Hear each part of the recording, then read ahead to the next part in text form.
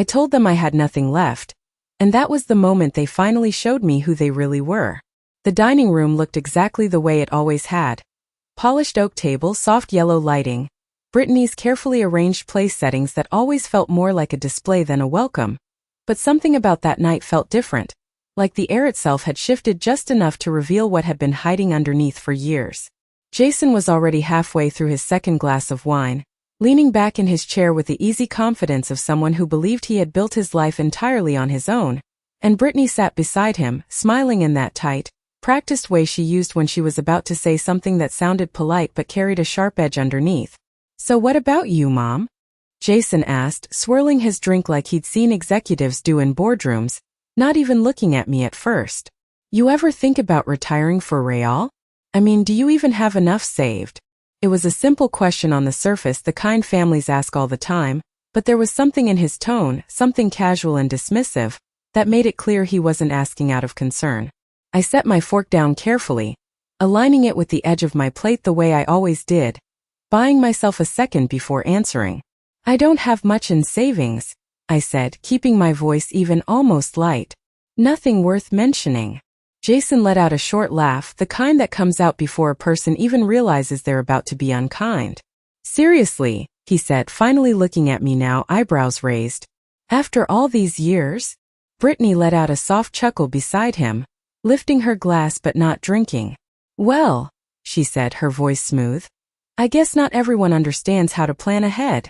She smiled at me when she said it, but it didn't reach her eyes. I didn't respond.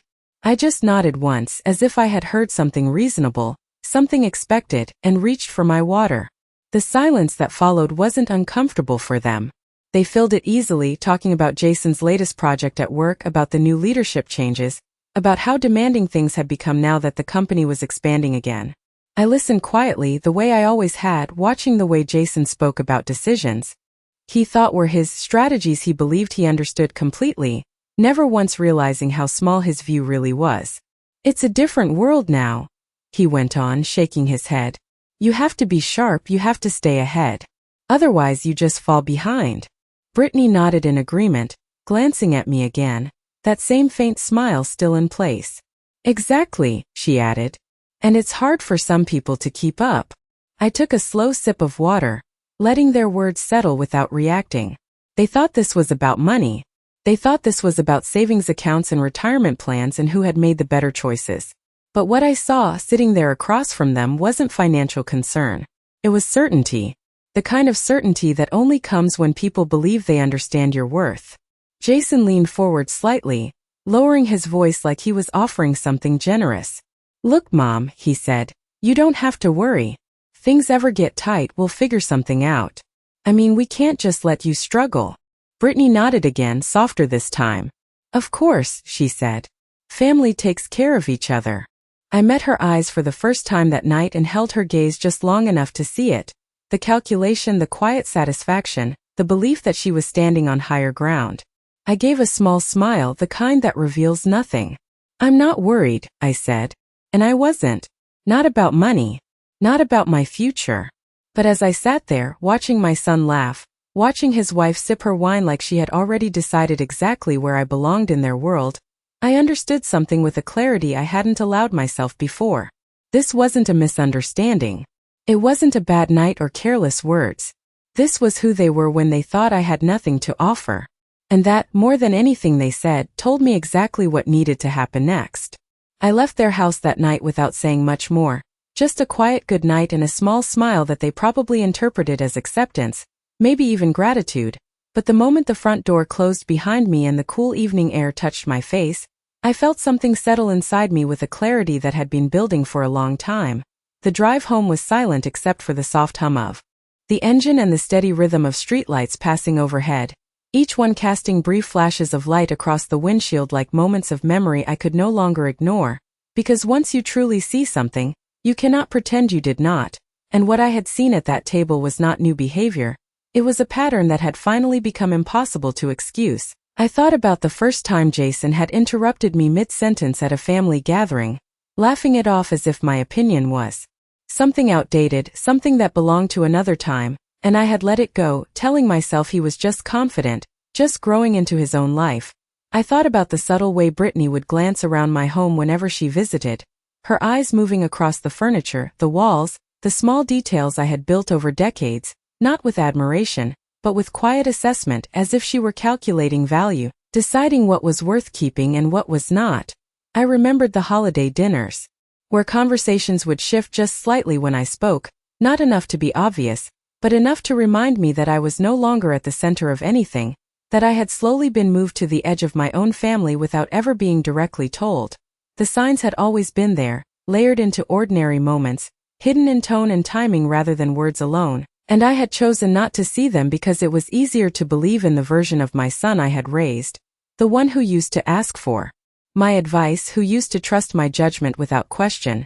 But people do not change overnight. They reveal themselves gradually in small, almost invisible shifts, until one day the picture is clear enough that even silence cannot protect it anymore.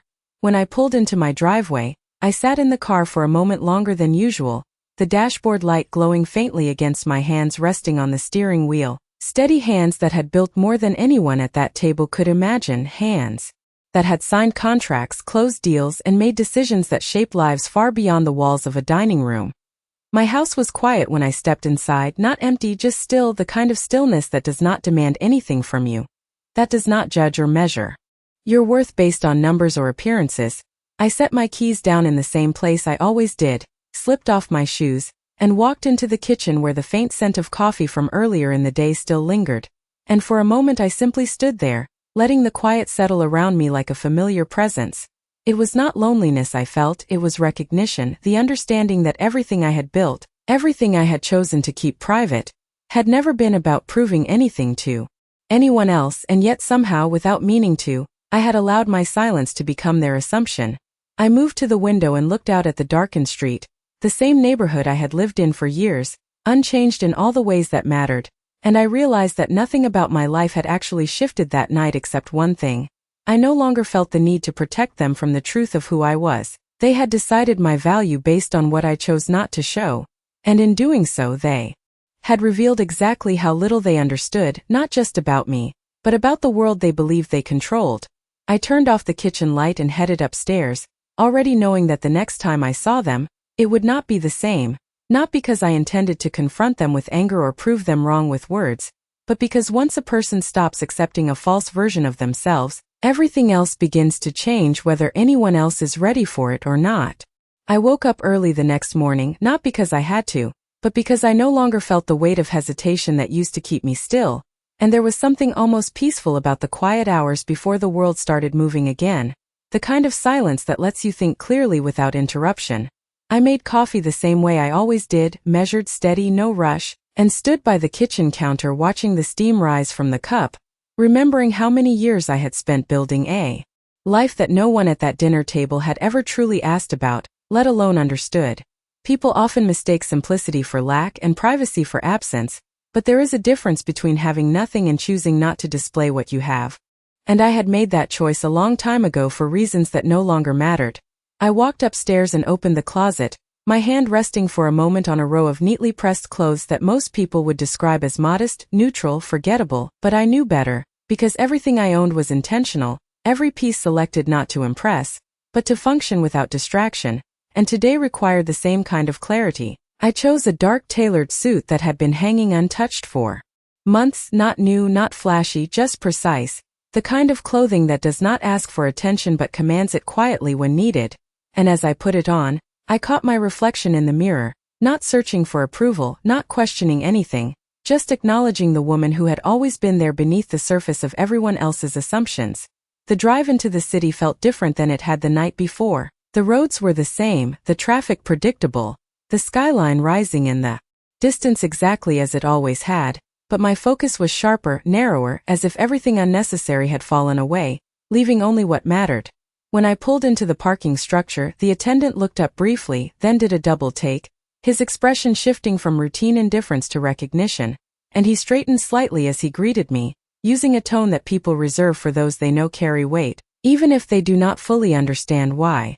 I nodded once, nothing more, and continued inside, my steps unhurried, deliberate, each one grounded in a place I had earned long before anyone thought to question my worth. The lobby was already active, employees moving quickly, voices low, screens glowing with the start of another business day. And for a moment I observed them the way I always did, not as strangers, but as part of a system I had helped shape piece by piece, decision by decision, far removed from the surface-level narratives people like Jason believed defined success.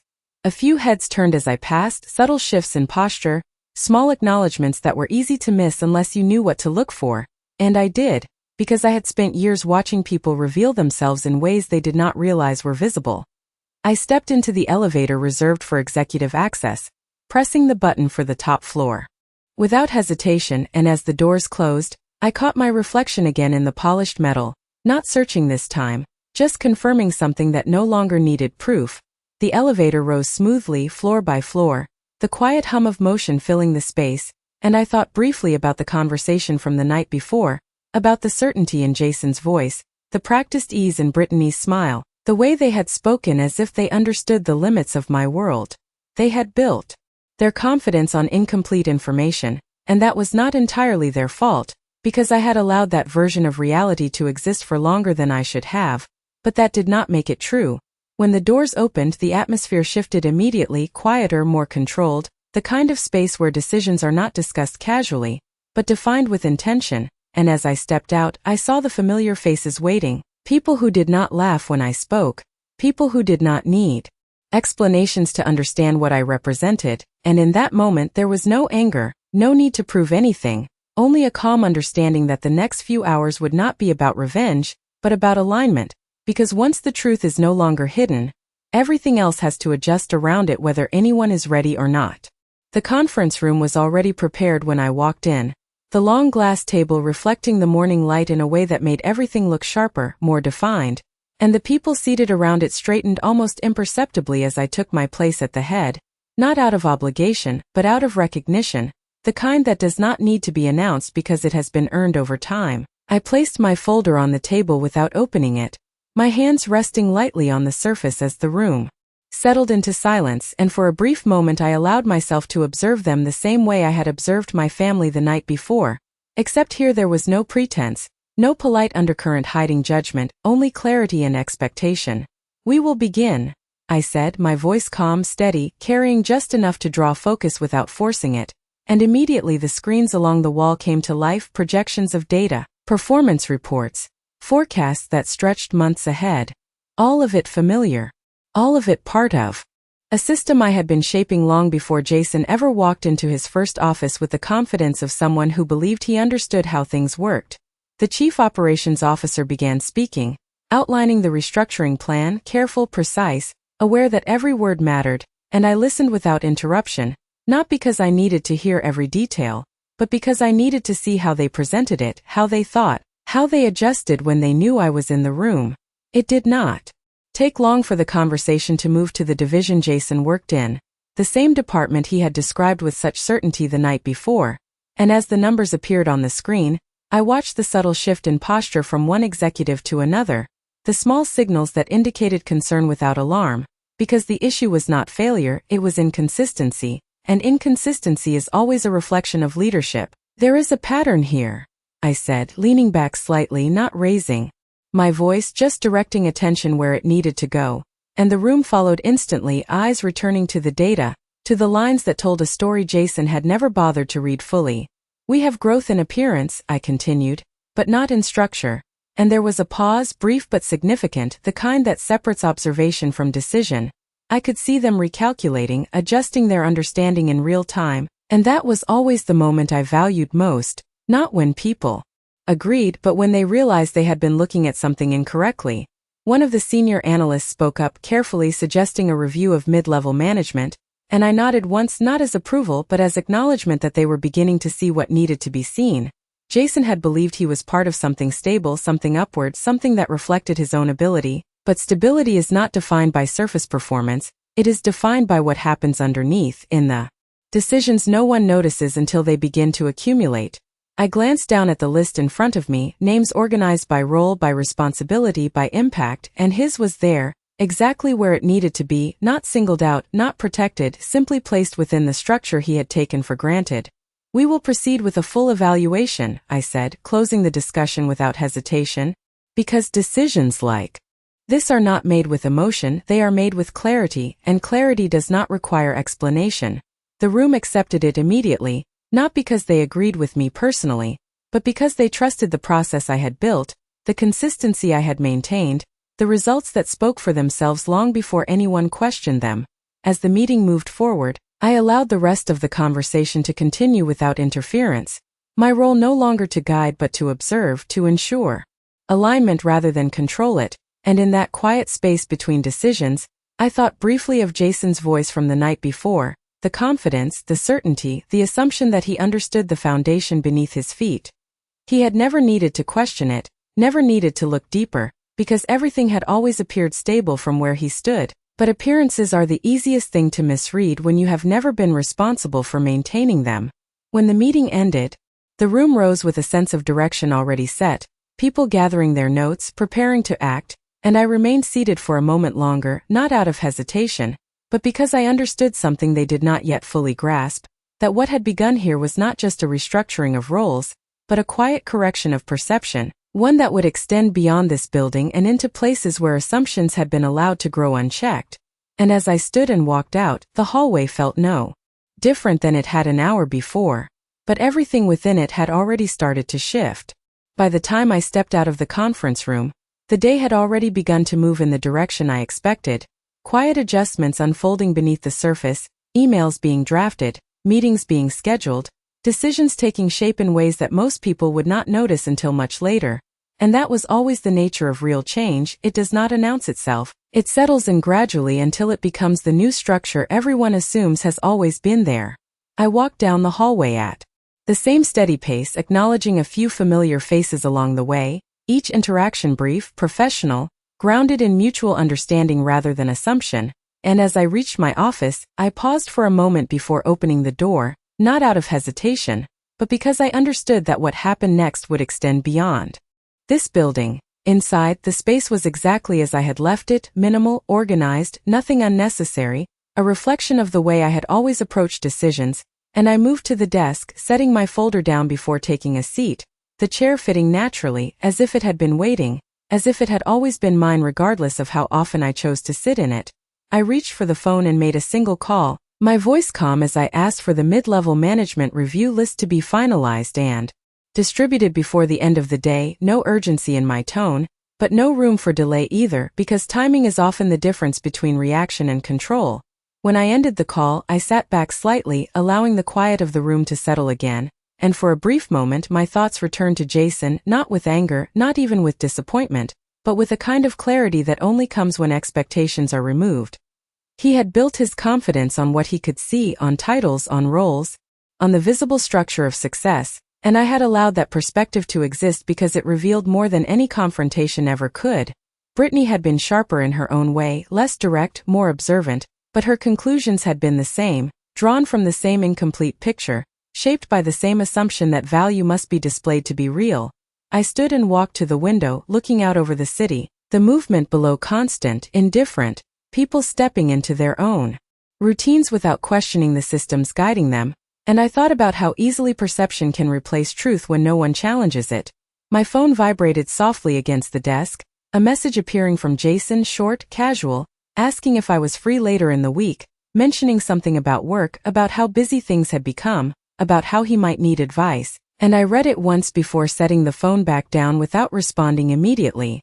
There was a time when I would have answered right away, when I would have adjusted my schedule to accommodate him, when I would have stepped into the role he expected without question, but that time had already passed, not because I had changed suddenly, but because I had finally stopped ignoring what had been clear all along. I picked up the folder again, opening it this time, reviewing the names, the positions, the details that defined each role within the structure, and as my eyes moved down the list, I understood that what was happening now was not personal, it was not driven by emotion or reaction, it was simply the continuation of a system that required balance, accountability, and alignment. Jason's name remained where it had always been within that system, not elevated, not diminished, just accurately placed.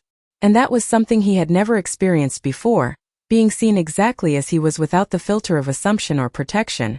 I closed the folder and stood, smoothing the front of my jacket with a small, habitual motion, and as I reached for the door, I knew that the next time we sat across from each other, whether at a dining table or in a conference room, the conversation would not need to be forced. It would not require explanation because once perception shifts, everything else follows naturally, and the truth, when it finally stands on its own, does not need to be announced to be understood.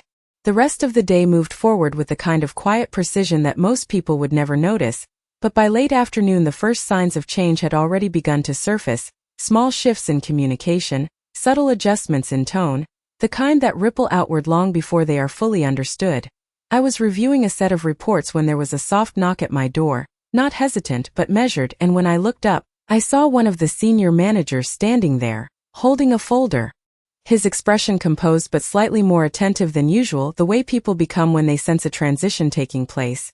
"The review list has been circulated," he said, placing the folder on my desk, and I nodded once, acknowledging the completion of something that had already been decided hours before, because execution is never the moment of change, it is simply the confirmation of it. After he left, I opened the folder and skimmed the finalized version, the names aligned, the structure clear, each role positioned exactly where it needed to be, and there it was again, Jason's name, not highlighted, not protected, just present within the framework that defined accountability. I closed the folder and set it aside, not needing to study it further because I had already seen what mattered. My phone vibrated again, this time with a different tone, a message marked internal, and when I opened it, I saw the subject line first, a notification sent to all relevant personnel regarding the upcoming evaluations, concise, professional, unmistakable, and I knew that within minutes it would reach him, not as a personal message, not as a warning, but as part of the system he had always believed he understood. I stood and moved to the window once more, watching the late afternoon light shift across the buildings, the city continuing its rhythm without interruption, and for a moment I imagined the exact second when Jason would read that message, the brief pause, the quick scan of names, the moment of recognition when his own appeared in a context he had never considered applying to himself. I did not need to witness it directly to understand how it would unfold, because reactions follow patterns just as much as decisions do, and certainty is always the first thing to crack when it is built on incomplete understanding. A few minutes later, my phone lit up again, this time with his name, and I let it ring once, twice before answering, not out of avoidance but because timing, even in conversation, matters. "Mom," he said, his voice controlled but tighter than usual, the confidence from the night before no longer as effortless. "I just saw something come through about evaluations, my department. My name is on it. Do you know anything about that?" I leaned slightly against the desk, my gaze steady, my tone unchanged.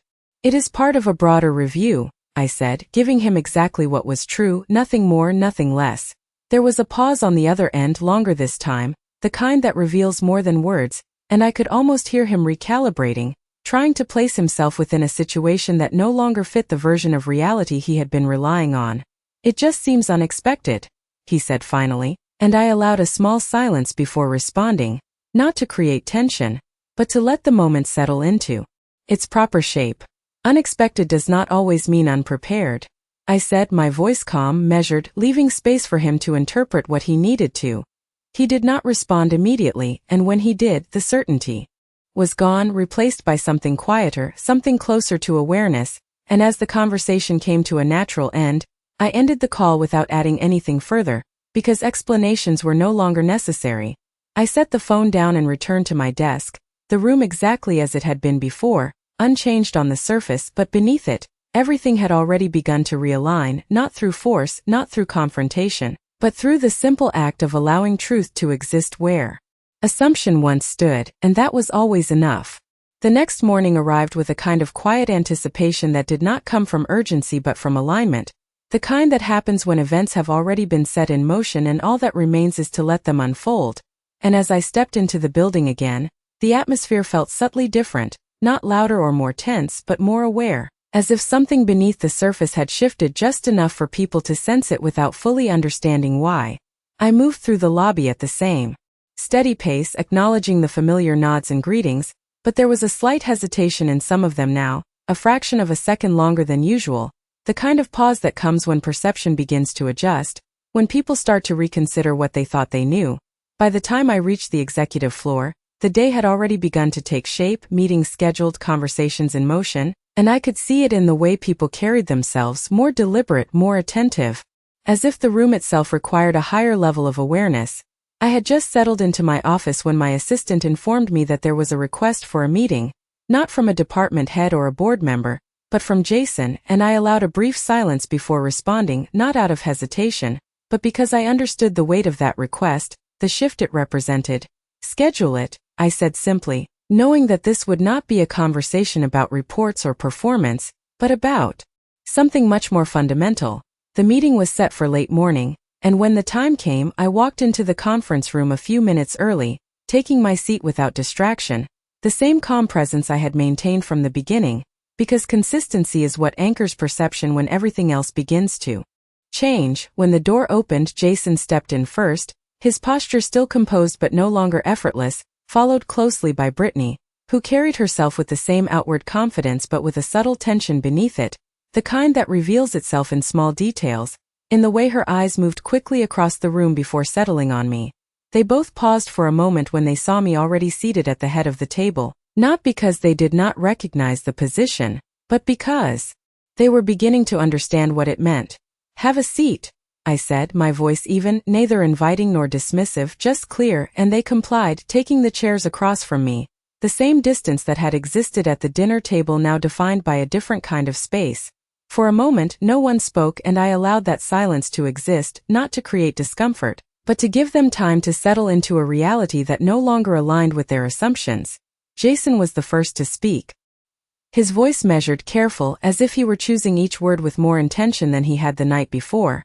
"We wanted to talk about the evaluation," he said, but even as he spoke, it was clear that was not the full reason they were there. I nodded slightly, acknowledging the topic without expanding on it, and let him continue. Brittany glanced at him briefly before adding, her tone softer now, less certain, "We just want to understand what is happening." And there it was, the shift, not in words but in perspective, the move from assumption to inquiry, from certainty to awareness. I folded my hands lightly on the table, my gaze steady, and for a moment I said nothing, because sometimes the most important part of a conversation is not what is spoken first, but what is understood before anything is said. They were no longer looking at me the way they had before, and that was not because I had changed, but because they were finally seeing what had always been there, and as that realization settled between us, I knew that whatever came next would not require force or explanation, only clarity, and clarity has a way of revealing everything without needing to raise its voice. Jason's words lingered in the air for a moment, careful, measured, but still carrying the weight of someone trying to regain control of a situation that no longer belonged to him, and I watched him the same way I had watched countless executives before, not focusing on what he said, but on what he revealed and how he said it. Brittany sat beside him, her posture still composed, but there was a tightness in her expression now, a subtle restraint that had not been there before, as if she understood that whatever confidence she had relied on the night before no longer applied in this room. I let the silence stretch just long enough for them to feel the shift, not to unsettle them, but to allow clarity to settle into place, and when I finally spoke, my voice remained calm, even unchanged by the difference in setting. "You want to understand what is happening," I said, repeating her words without altering them, and she nodded slightly, though her eyes did not hold the same certainty they once had. I leaned back just a fraction, not distancing myself but creating space for perspective, because this was not a moment that required pressure, it required recognition. "What is happening," I continued, "is that the company is doing exactly what it is designed to do." And I watched as Jason's brow tightened slightly, the instinct to challenge rising before he could fully form it. Performance is being reviewed, structure is being evaluated, and alignment is being corrected where it needs to be, I said, each word deliberate, not for emphasis but for precision. He shifted in his seat, the movement small but noticeable, and I could see him trying to reconcile this explanation with the version of reality he had been operating under. "But why my department?" he asked, and there it was again, the assumption, not aggressive but ingrained, the belief that proximity to success meant exemption from scrutiny. I met his gaze without hesitation, not confrontational, just direct. "Because it is part of the structure," I said, and let that answer stand on its own. Without justification, without expansion. Brittany spoke next, her voice softer now, more careful than before. "We just did not expect it," and I allowed myself a small pause before responding, not to delay, but to let the meaning settle. "Expectation," I said. is often based on what people choose to see, and I held her gaze for a moment longer than necessary, not to challenge her, but to ensure she understood that this was not about numbers or reports alone. Jason exhaled quietly, his composure still intact, but no longer effortless, and for the first time since he had entered the room, he did not immediately speak again, as if he was beginning to understand that this conversation was not one he could guide. I placed my hands lightly on the table, the same steady position I had held from the beginning, and continued. You both built your understanding of this company from where you stand within it, and I let that statement settle before adding, but perspective changes when you see the full structure, not just the part that benefits you. Neither of them interrupted this time, and that silence was different from the one before, not uncertain but absorbing, as if something had shifted just enough for them to recognize that they were no longer operating with the same information. I did not raise my voice, I did not repeat myself, because clarity does not need reinforcement when it is finally understood. And as I looked at them sitting across from me, no longer dismissive, no longer certain, I realized that this was not the moment where I needed to reveal everything. It was the moment where they needed to realize how little they had truly seen, and that realization, quiet as it was, carried more weight than anything I could have said outright. The silence that followed was not empty, it was full of recognition, the kind that does not arrive all at once but settles in layers, and I watched as both of them sat there, no longer trying to guide the conversation, no longer filling the space with explanations that did not hold, because something had already shifted beyond words. Jason's gaze moved briefly across the table, then back to me, as if he was seeing the room differently now, not just as a place where discussions happened, but as a place where decisions were made long before he ever entered it. And Brittany remained still, her posture composed but her expression no longer guarded in the same way. The sharp edge softened into something closer to awareness. I let a few seconds pass, not out of hesitation, but because this moment did not need to be rushed, and when I spoke again, my tone remained the same, steady, grounded, unchanged by the realization unfolding in front of me. There is something you both need to understand, I said, not as a warning, not as a correction, but as a statement of fact, and I saw their attention sharpen immediately, not because of the words themselves, but because of the weight behind them. I placed my hand lightly on the folder in front of me, not opening it, not needing to reference anything inside, because what mattered was not written there. It had always been present whether they recognized it or not. This company, I continued, does not operate on assumptions, and I held that sentence for a moment before adding, it operates on ownership, responsibility, and accountability, each word deliberate, each one carrying more meaning than they had ever considered. Jason's expression changed slightly, not confusion, but realization beginning to take form, and I met his gaze without hesitation, allowing that understanding to complete itself without interruption. Everything that happens here, I said, every role, every decision, every opportunity, exists within a structure that was built long before you stepped into it, and there was no need to raise my voice, because the truth does not require volume, it requires clarity. Brittany shifted slightly in her seat, her eyes moving between Jason and me, as if she was beginning to connect something she had not seen before, and I continued. And that structure is not controlled by perception, it is defined by those who carry the responsibility for it. And this time I let the silence follow immediately, allowing the meaning to settle fully, because once spoken, it could not be misunderstood. Jason leaned back slightly, his composure still present but no longer rooted in certainty, and for the first time there was no attempt to respond immediately, no instinct to reframe the conversation in his favor, only the quiet recognition that he had been standing on something he did not fully understand.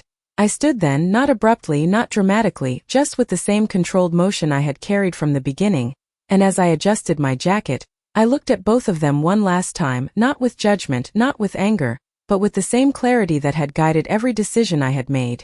The evaluation will proceed as planned, I said, my voice even, final, not open for debate, and I did not need to say anything more because everything else had already been understood.